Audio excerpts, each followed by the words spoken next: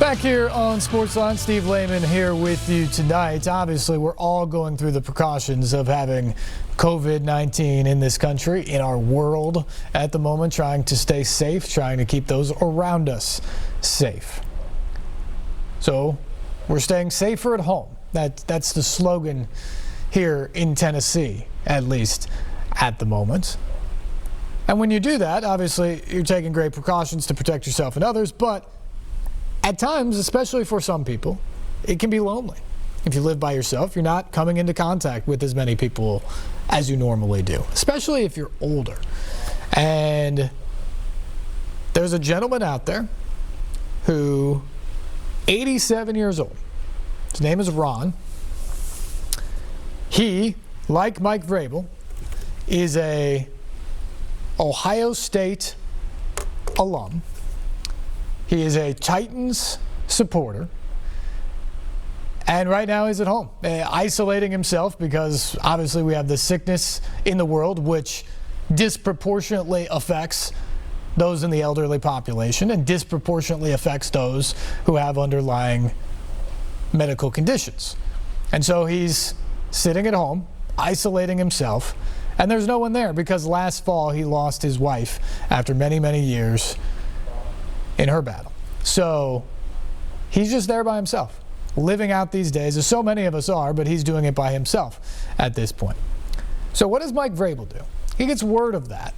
And this morning, as he's working from home, because the Titans coaches and staff are now working from home as well, he picks up the phone and he makes a call to Ron, surprises him, and tries to brighten up his day. And fortunately, we have that phone call recorded from the Vrabel house as he talks with Ron. I think it's interesting as we all go through this and we all stress out about what is happening, what is next. This was something that made me smile today, and I hope it makes you smile as well.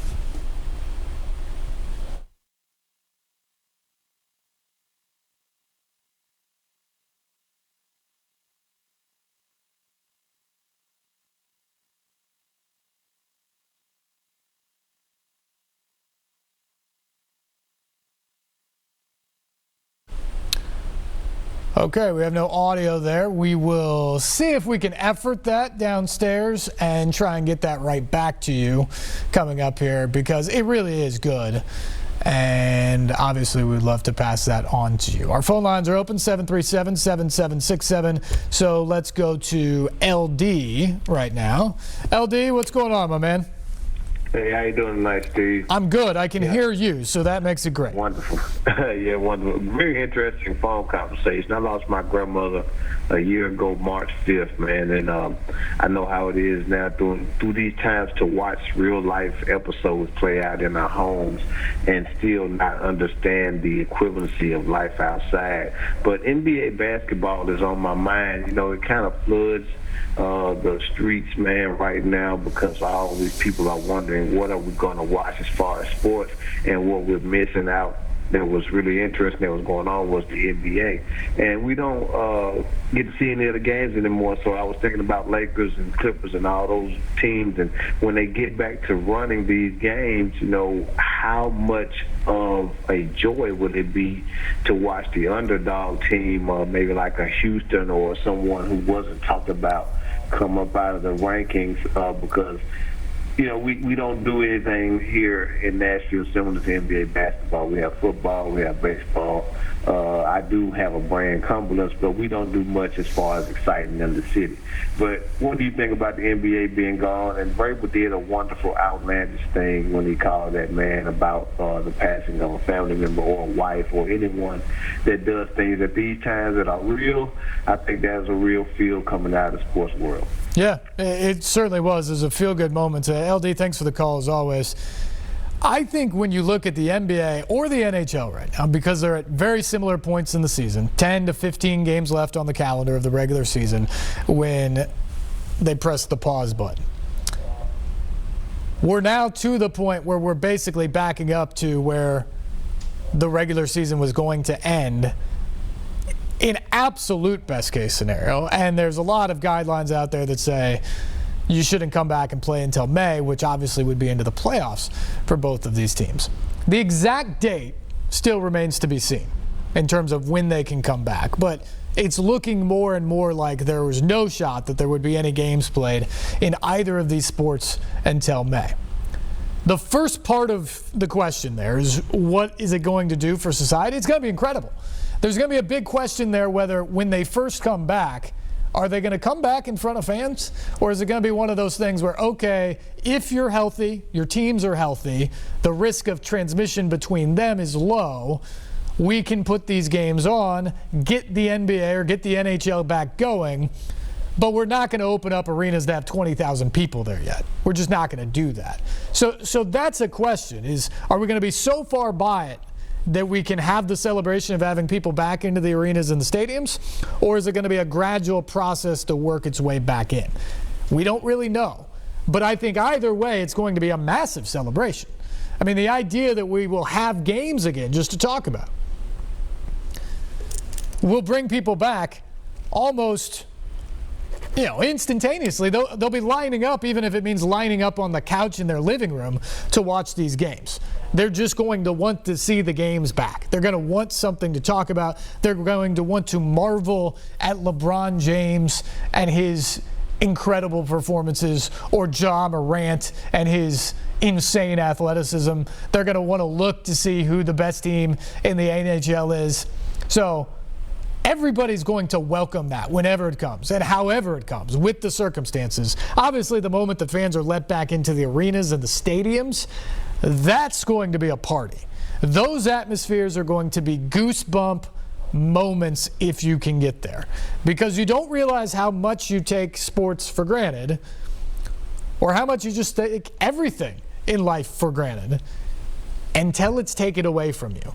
And we here in Nashville, especially Tennessee as a whole, have had those stark reminders this month too much, honestly, from the tornadoes of March 3rd to now this saga with the coronavirus.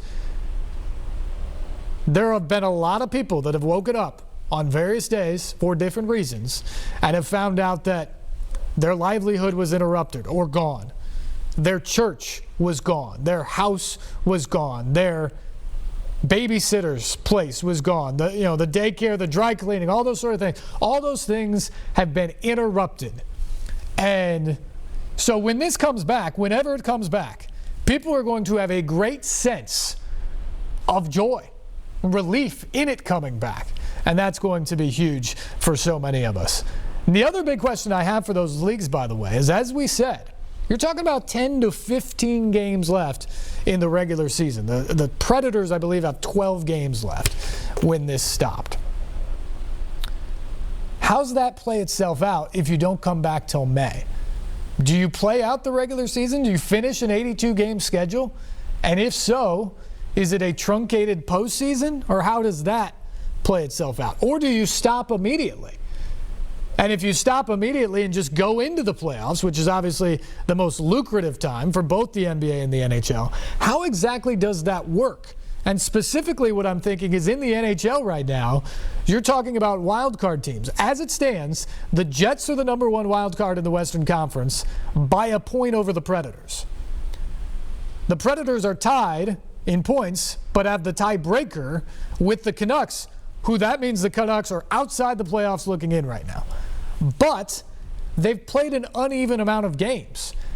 So if you look at it, the Canucks and the Predators have actually both have a higher percentage of points earned versus points gained than the Jets do, even though the Jets are currently in that number one wild card spot. So it really makes it sticky as you come back if you don't play the full regular season, because either you're going to have to deal with odd numbers of games either played at the end of the regular season, or you're going to have to somehow figure out an equitable way to play part of the regular season to give a playoff chase to get there. So I think that's incredibly fascinating. Obviously, this is uncharted waters for everybody in sports right now. We've never had to deal with this. And how it plays itself out is going to be fascinating. I'm not completely sure it's going to be 100% fair all the way through. But honestly, at this point, I think everybody's just saying, let's stay healthy. let's get through this. Let's reopen our country. Let's reopen the world. Those are the most important things. But when that happens and sports there soon follow, I think we all breathe a sigh of relief, and we will take the welcome distraction. And not just the distraction now, but the celebration that comes with the return of sports. Back to the phones we go to line 1. Say what's up to Ulyss. How are you? Hello? Yeah, Ulyss, you're on the air. Go ahead. Okay, what do you think about the Titans letting the Terrell Casey go? And what do you think about Derrick Henry putting the franchise tag on Derrick Henry? Yeah, those were obviously the two big moves that everybody talked about last week, Ulyss. And I was stunned by the Terrell Casey move. I was stunned. He's the only 5-time Pro Bowler in the history of the team. He was phenomenal in the playoffs for this team. So most recent body of work, it wasn't exactly like he was trailing off at 30 years of age. So he's a huge part of this defense. And I understand that the contract was big. And in order to free up some cap space to do the things they wanted to do, this was a way to go about it. But when you look around the league, for instance, today, Carolina traded backup quarterback Kyle Allen to the Washington Redskins and got a 5th-round pick back in return. All the Titans got for dealing Casey was a 7th-round pick. So it just seems like this was nothing but a salary dump, which you understand in this league, it's a business and people do that. But for as good of a player as he was, for as long as he was doing it for the Titans, to only get a 7th-round pick back was shocking to me. And I'm going to be curious how they fill this role. Is Vic Beasley going to make enough impact with a healthy Jeffrey Simmons up front? We will find out about that. But it is certainly a curious move to a lot of people, I think, around the league. The Derrick Henry decision, that was less surprising to me. That came down to the fact that if they couldn't get a long-term deal done by the time the tags had to go out, they were going to tag him, because they were not going to risk losing him. So you know Derrick Henry's going to be back this year at a minimum, and they have till mid-July to work out a long-term deal before that tag even goes into effect. So they're still in a pretty good position there. They want Derrick Henry here long-term. He's a huge part of the offense and what they're going to do. But there is a risk, as we've seen around the league, whenever you slap that tag on somebody who has performed at a high level and believes that they deserve the highest dollar amount, that big-time mega contract, when you slap that tag on, it can sometimes be considered a slap in the face. Now, the running back position, it's pretty well documented. A lot of those big-time deals have not worked out lately. So it would be wise that the Titans can kind of point that out to Derrick Henry. And, oh, by the way, he got the non-exclusive tag deal. So something about that people should know is he's actually able to negotiate with other teams right now. It's just the Titans have the ability to match any deal that he came up with. And if for some reason, if they decided not to, they'd get the next 2 first-round picks in return from whatever team he was negotiating with. The next 2 first And so what you have there is you just have a situation where it's unlikely many teams are going to be interested, but any team that would be interested, it sets the bar. You know, if Derrick Henry was asking for $15 or $16 million to be the highest paid running back, or right there with Ezekiel Elliott, well, now we'd be kind of finding out if anybody else on the market was willing to do that. And chances are it's not the case.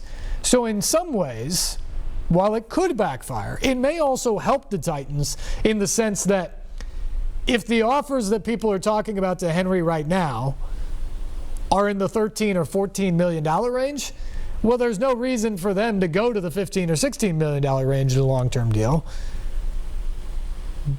because that's not where the market is. So I don't like the Casey deal as much as I maybe understand the economics of it. I don't like the trade of Casey. I don't like the return on the trade of Casey up front, which it's very difficult to judge it in the immediate, obviously. But up front, it seems like this was a loss for John Robinson after he's made a lot of great trades over his time. Derrick Henry, I get what's going on. And it's a little bit of a slippery slope that you're playing with a guy because, again, how does he feel about this entire situation? But I think it's the right move for where the Titans were at the time, and hopefully they're able to figure out a long-term deal out of this, because obviously they want Derrick Henry to be the focal point of this offense for quite some time. Phone lines stay open, 737-7767. We'll get into more of your calls. We'll discuss more of this free agency. Jonathan Hutton coming back, and we will keep moving on right after this. This is Sportsline.